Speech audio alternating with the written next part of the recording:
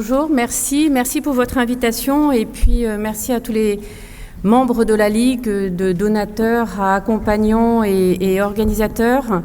J'ai eu la chance d'être pendant plusieurs années dans le comité expert de la Ligue nationale, où il y a des très beaux projets qui sont présentés et c'est toujours difficile d'avoir à choisir pour accompagner les patients et améliorer nos activités.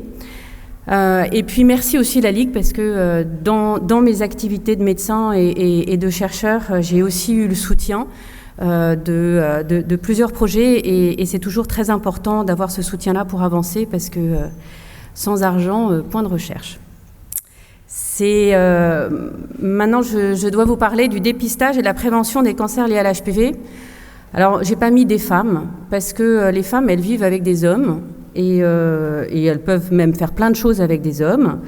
Autre chose que la cuisine et repasser le linge avec les hommes.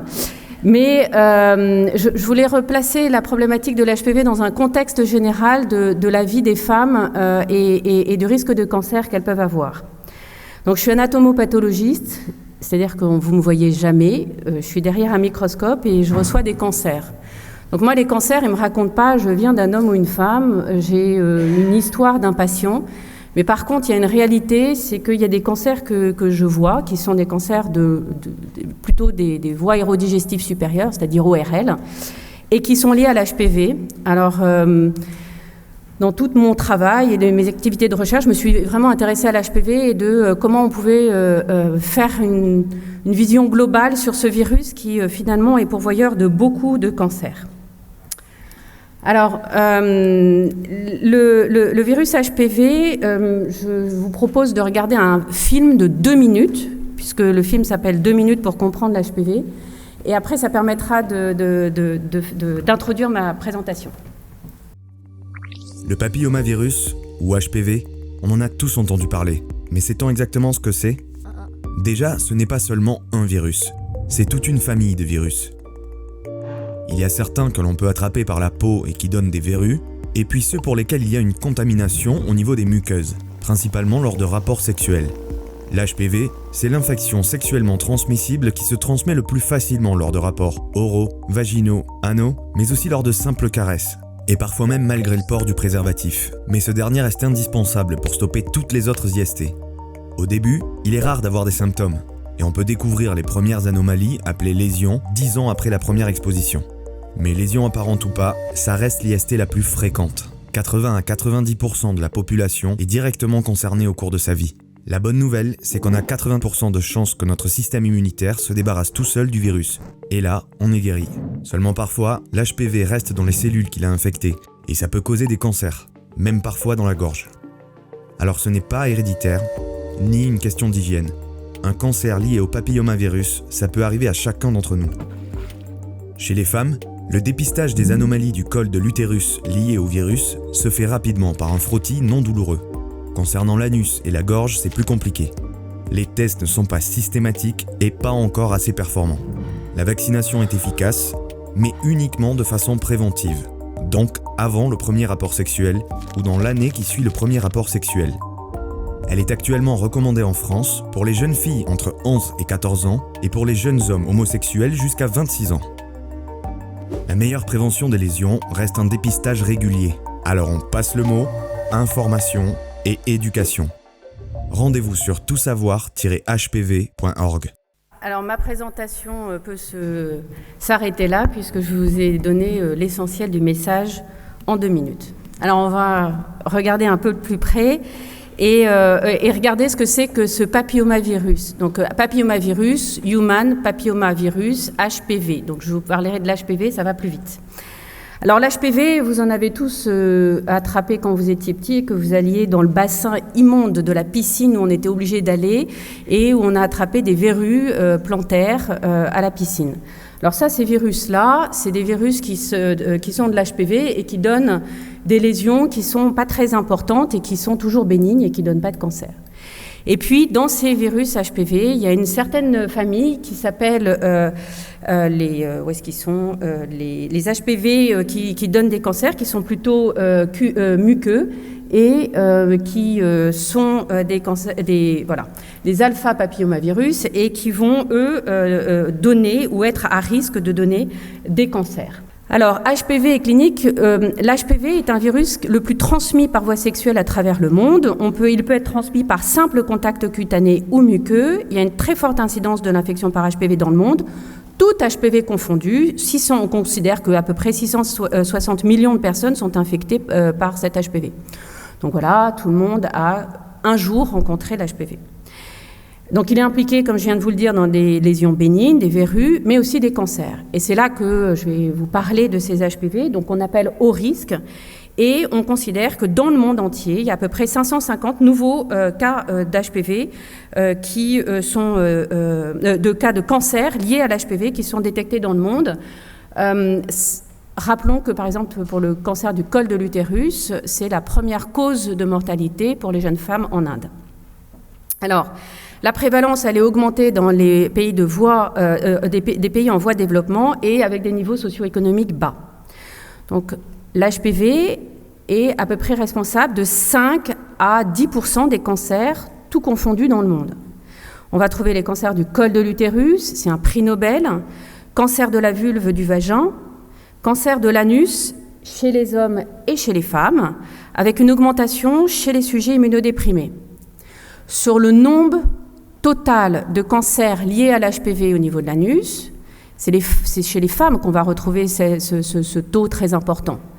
En revanche, on va le retrouver de façon beaucoup plus importante chez les hommes qui ont des rapports avec les hommes et c'est une particularité. Et puis, il y a d'autres localisations qui ont été discutées. Le pénis qui est reconnu, l'ORL qui est en voie d'émergence et qui est malheureusement en train de rattraper les cancers gynécologiques. Le poumon et la vessie ne sont pas retenus et de nombreuses études n'ont pas réussi à montrer l'implication de l'HPV. Alors, il y a aussi les cancers de l'ésophage, mais c'est moins de 10% de ces cancers. Alors, ça, c'est une donnée de 2014. C'est en train de changer, mais on considère qu'il y a à peu près entre 4500 et 6000 cancers liés à l'HPV en France par an qui sont découverts chaque année. Avec, vous voyez, avant tout des cancers de col de l'utérus. Et la bonne nouvelle, comme vous venez de voir, c'est que l'incidence est en train de baisser. Mais on va retrouver aussi des cancers de l'anus, chez les hommes et chez les femmes, mais surtout chez les femmes, des cancers de l'oropharynx, du pénis, de la vulve et du vagin. Donc vous voyez que c'est des cancers qui vont concerner avant tout les femmes, mais pas que. Alors je vous l'ai dit, sur le plan épidémiologique, on a classé ces virus avec des virus qui sont à haut risque et puis des virus à bas risque de donner des cancers, mais tout cela, ce sont les alphavirus que je vous ai présentés. Dans les hauts risques, on va parler surtout de l'HPV 16 et de l'HPV 18, avec une répartition différente en fonction des zones géographiques et en fonction des populations étudiées. Ah, zut. Alors, très vite, et la seule chose qui est intéressante dans ce virus à ADN, c'est qu'il va y avoir une région E qui s'appelle Early, qui va coder pour des protéines structurales, et une région L. Alors, à quoi ça sert de s'intéresser à ces régions?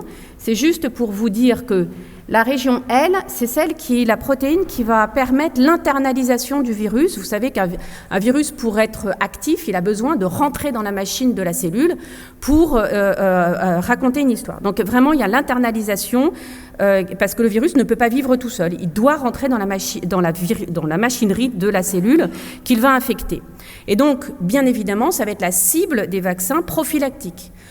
Il n'y a pas eu d'infection, on va empêcher le virus de rentrer. Donc on lui ferme la porte. Donc ça, on va faire produire des anticorps qui empêchent la rentrée. Et puis il y a E6 et E7 qui sont des protéines qu'on dit oncogènes, qui vont interférer avec d'autres protéines du cycle cellulaire, qui vont être très importantes. Et ces protéines du virus, elles vont donner l'immortalité, l'agressivité, la transformation du cycle cellulaire. Et donc il va falloir les arrêter. Et ça, c'est la cible des vaccins thérapeutiques. Alors très vite, pour dire que quand il y a une infection, le problème c'est que la muqueuse, il n'y a pas de ce qu'on dit, on n'y a pas ou peu de cytolyse ou d'effet cytopathogène. En gros, les gens sont contaminés, la population est contaminée, mais on ne le sait pas. D'ailleurs, c'est pour ça qu'on demande aux femmes d'aller faire des frottis, parce que de toute façon, on ne peut pas savoir celles qui ont été infectées ou pas, et on part du principe que toutes les femmes ont été infectées à un moment de leur vie, mais on ne sait pas lesquelles sont à risque ou pas de faire un cancer. C'est pour ça que toutes les femmes sont amenées de façon uniciste à aller faire des frottis. Donc, les cancers liés à l'HPV, je vous l'ai dit, vous voyez qu'il y a le col, le vagin, la vulve, et que ce soit en France, aux États-Unis ou dans le monde, on va retrouver avant tout des cancers du col de l'utérus, mais que peu à peu, on va avoir d'autres cancers qui vont émerger et qui vont arriver à travers le monde. Donc là, on a les cancers du col de l'utérus qui, à quasiment 100%, sont liés au virus HPV, de la bouche, pas trop, on considère que c'est 20%. Là, c'est des données qui sont maintenant vieilles, de 2012.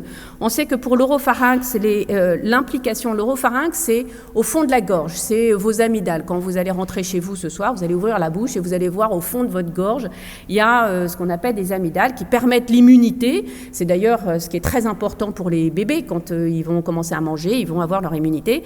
Et c'est là que le virus de l'HPV va se mettre. Et on considère en France qu'à peu près 35% des cancers de l'oropharynx sont liés à ce virus, et j'en parlerai plus tard. Et puis le vagin, l'anus et le pénis, on considère que 80% des cancers dans ces localisations sont liés à l'HPV.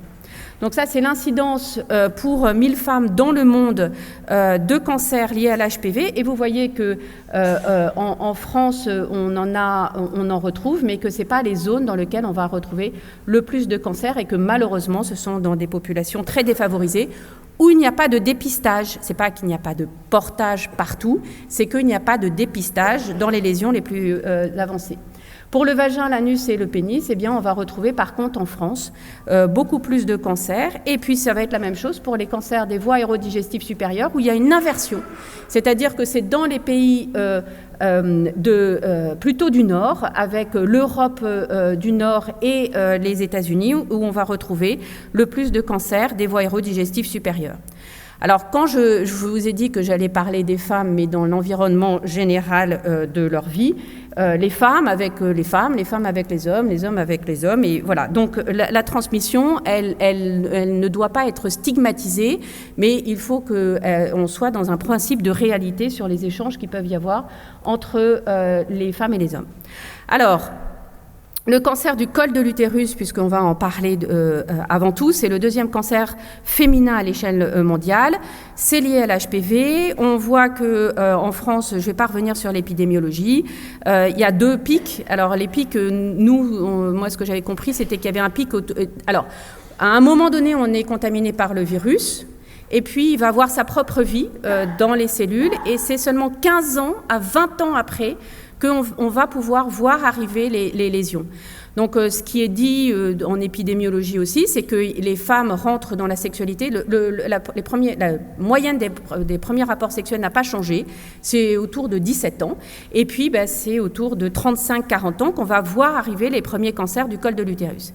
Et puis, il y a une deuxième aussi remontée qu'on a vue, typiquement autour de 60 ans, parce qu'il y a beaucoup de femmes qui, autour de 35-40 ans, vont avoir une deuxième vie. Il y a des divorces, il y a des rencontres avec d'autres HPV, et il va y avoir une possibilité d'avoir une infection par l'HPV, et donc les cancers autour de 60 ans.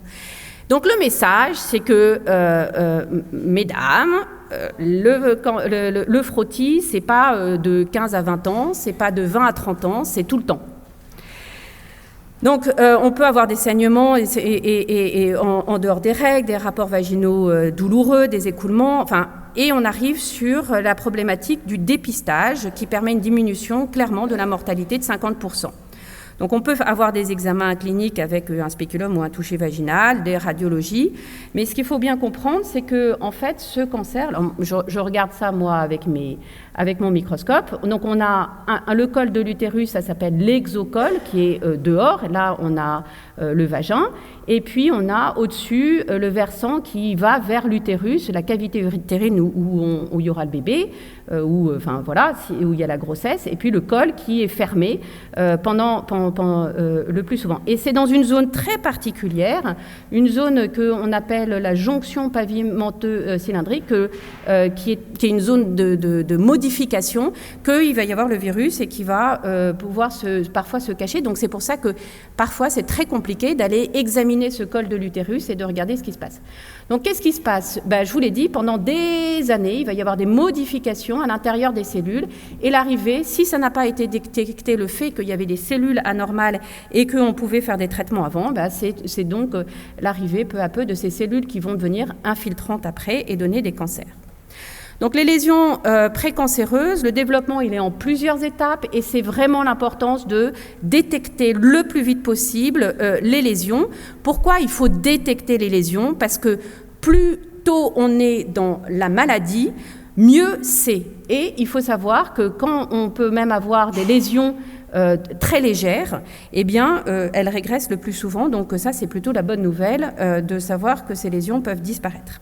Donc, c'est justement de pouvoir agir avant que des lésions de plus haut grade, avant le cancer, apparaissent et qu'on ne puisse pas les voir. Donc, le trépied pour les femmes, c'est la cytologie, la colposcopie et l'histologie. Et puis, vous n'êtes pas sans savoir que l'HAS est en train d'écrire les nouvelles recommandations et qu'il va y avoir, il y a toute une discussion, alors on ne peut pas le dire parce qu'on est sous embargo, mais tout autour de la discussion de faire des tests HPV, d'aller détecter ce virus, la présence de ce virus, puisque c'est lui qui va donner le cancer. Alors, les 7 points clés pour l'utilisation du test HPV et de comprendre ce qui se passe. C'est pas moi qui l'ai écrit, vous allez le retrouver sur Internet dans le service de recommandation professionnelle et le service d'évaluation économique qui a promulgué ça. Donc, le fait d'aller chercher de l'HPV, vous l'avez bien compris, ça ne veut pas dire qu'on a les lésions, ça ne veut pas dire qu'on a la maladie, ça veut dire juste qu'on est à risque mais, encore une fois, 80% de la population à un moment donné a rencontré cet HPV. Donc il faut bien comprendre l'histoire naturelle de cette infection et de la présence de ce virus pour bien accompagner les patientes et bien utiliser le test. D'abord, il faut rassurer, et ça c'est vraiment très important, les sujets qui ont un HPV positif, sur lesquels il n'est pas possible de dire précisément quand ils ont été infectés. Le virus, il peut être là après votre premier amour, à votre dernier... Enfin, il faut quand même qu'il y ait un... Donc on ne peut pas savoir, il est là.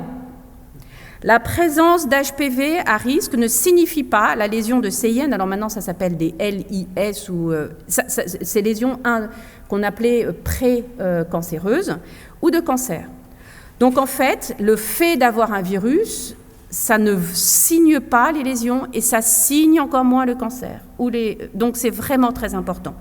Donc il ne faut pas paniquer, c'est la récurrence, c'est la chronicité de la présence de ce virus qui va rentrer dans un facteur de risque vraiment important et qui va faire déclencher des examens complémentaires. Ne recherchez que les virus à haut risque, c'est ce que je vous ai dit, les HPV 16 et 18 en particulier, et aucun traitement ne doit être entrepris sur le seul critère de la présence d'un HPV. Donc les frottis cervico-vaginaux, je ne vais pas m'étendre dessus, mais il y a différentes techniques. L'idée, c'est d'aller rechercher, ça c'est un frottis normal, et puis ça c'est des cellules qu'on sait reconnaître comme étant normales. L'idée, c'est d'aller retrouver des cellules où on voit que le virus est rentré dans la cellule, et on appelle ça des coïlocytes, c'est-à-dire des lésions où il va y avoir des rétractions de noyaux, autour du noyau. Je vous passe les détails, mais là, on va pouvoir dire à la patiente, écoutez, là il y a des anomalies, donc on va vous surveiller et vous accompagner. Donc les différents tests d'HPV qu'on peut faire de façon générale, la sérologie ça sert strictement à rien, d'aller chercher des anticorps anti-HPV ça marche très mal. La PCR c'est d'aller chercher directement le virus, ça marche bien. On peut aller regarder sur les lésions de l'hybridation in situ, c'est-à-dire qu'on va chercher soit de l'ADN, soit de l'ARN du virus, et puis des marquages différents. Et nous, en recherche, on ne sait toujours pas vraiment quel est le gold standard pour les différents cancers qu'on peut avoir. Très vite, parce que j'ai 5 minutes qui me restent, les cancers épidermoïdes des voies aérodigestives supérieures, je vous l'ai dit, le fond de gorge, la base de langue et ce qu'on appelle les amygdales. Et on voit qu'il Il y a les patients dits classiques, qui sont les patients alcoolo-tabagiques, parce qu'il ne faut pas nier le fait que les cancers des voies aérodigestives supérieures sont avant tout liés à l'alcool et au tabac, chez des patients qui généralement ont entre 55 et 65 ans. Et il y a une émergence, clairement, alors il y en a même qui ont parlé d'épidémie, de patients qui ont entre 45 et 50 ans, jeunes, qui ont, avec une incidence de sujets féminins beaucoup plus importante que dans les cancers liés à l'alcool et au tabac, et qui n'ont pas forcément une intoxication alcoolo-tabagique reconnue, mais pas forcément une association avec l'alcool et le tabac, mais qui, clairement, eux, ont des cancers qui sont liés à l'amygdale et à l'HPV au niveau de l'amygdale et la base de langue. Donc deux types de patients complètement différents au niveau de cette localisation. Et encore une fois, c'est 35 à 40% des localisations, enfin des patients qui ont des cancers dans ces localisations-là. Donc ça, je vais vous le passer très rapidement, mais c'est pour vous dire que l'épidémiologie n'est pas du tout la même, que les modifications géographiques et en particulier liées au type de sexualité ne sont pas du tout les mêmes au niveau du col de l'utérus et au niveau de l'oropharynx, où clairement, vous l'avez vu dans mes premières diapositives, typiquement, le patient qui va avoir un cancer de l'oropharynx, ça va être un homme blanc. Alors ça, je vous le dis parce que en France, évidemment, c'est des données qu'on ne peut pas avoir, mais qu'on peut avoir aux États-Unis, où la possibilité d'utiliser des informations raciales permettent de voir quel type de patient on peut avoir. Donc la prévention. On a vu qu'il y avait le cancer du col de l'utérus, où on va pouvoir faire des frottis, on va pouvoir faire des tests HPV. Pour le cancer de l'oropharynx, la prévention et la détection de lésions de bas grade, elle n'existe pas. C'est-à-dire qu'on essaye de faire des frottis, ça ne marche pas. Comme l'amygdale, c'est une espèce comme un petit cerveau, on ne peut pas les gratter au fond. On a proposé d'utilisation de tests salivaires ou de choses comme ça. Rien ne marche. Donc la seule chose qu'on veut pouvoir proposer, c'est la prévention avec une vaccination prophylactique anti-HPV. Vous savez que la vaccination, elle se fait en France chez toutes les jeunes filles de 11 à 14 ans avec des rattrapages vaccinaux qui est recommandé chez les jeunes femmes entre 15 et 19 ans ou l'année de leur premier rapport sexuel. Jusqu'à 19 ans chez des enfants et des adolescents transplantés ou vivant avec le VIH. Dès 9 ans pour les patients candidats à des transplantations d'organes solides, et puis chez les hommes ayant des rapports ayant eu des rapports sexuels avec d'autres hommes jusqu'à 26 ans. Alors, le virus, la vaccination contre le virus d'HPV, vous avez beaucoup de littérature. Toujours est-il qu'à l'heure actuelle, dans ce qui est donné, et là j'ai pris l'ASCO, comme ça c'est pas français, c'est les États-Unis, et ce qui vous explique quand même que par le vaccin anti-HPV, non seulement on peut éviter énormément de cancers du col de l'utérus, mais on peut aussi éviter des cancers de la vulve, de l'oropharynx, chez les hommes et les femmes, de l'anus chez les hommes et chez les femmes. Alors, juste un mot pour vous dire qu'il y a des chercheurs, dans mon laboratoire, il y en a, dans le laboratoire dans lequel je travaille avec Éric Tartour, pour aller faire des cellules qui vont reconnaître les cellules tumorales, les lymphocytes, qui vont aller tuer spécifiquement les cellules tumorales qui ont intégré ce virus et qui sont des cellules cancéreuses. Et on va aller les faire un vaccin qui va aller tuer spécifiquement ces cellules. Dernière diapositive. Comme on s'est dit à l'hôpital européen Georges Pompidou, il faut qu'on pense HPV, il ne faut pas qu'on pense cancer du col de l'utérus, cancer du vagin, cancer du pénis, cancer de l'oropharynx et cancer de l'anus. On a dit quel est le risque pour ces patients à un moment donné, comment on va leur répondre, qu'ils ont eu un HPV mais qui est dans leur corps en entier, et puis quel est le risque pour leur partenaire, et puis quel est le risque de faire un deuxième cancer. Donc on a monté une cohorte qui est sur une consultation, et puis comment on accompagne ces patients, parce que sur Internet c'est juste atroce, quand on a un cancer lié à l'HPV, il y a y a des choses qui sont extrêmement violentes et culpabilisantes, et il y a beaucoup d'angoisse et pas forcément un bon accompagnement sur cette problématique du virus. Donc on a proposé une consultation où on va aller regarder tous les sites dans lesquels on est susceptible d'avoir la présence d'HPV, et surtout on a aussi un accompagnement d'explication de la maladie, de ce que c'est que l'HPV, de déculpabilisation et une possibilité de les suivre sur le plan psychologique. Donc on a aussi un site sur lequel vous pouvez avoir des informations diverses et variées. Dans la dernière diapositive, c'était pour vous dire que définitivement, je ne vais pas y arriver. C'est pas facile d'être blonde. Dans la dernière diapositive, c'était juste pour vous dire que bientôt, il y aura plus de cancers de l'oropharynx chez les femmes et les hommes que de cancers du col de l'utérus, parce que il y a beaucoup de jeunes femmes qui ont été vaccinées, pas beaucoup de garçons, et que l'HPV il est toujours là et qu'il circule, et que donc cette diapositive, si je me plante pas, on va y arriver. Voilà, c'était en 2011. On devait avoir en 2030 des projections d'épidémiologistes aux États-Unis pour vous dire qu'il y avait plus de cancers de l'oropharynx chez les hommes et les femmes que de cancer du col de l'utérus, et que en 2012, déjà aux États-Unis, c'était le cas dans certains États. Je vous remercie.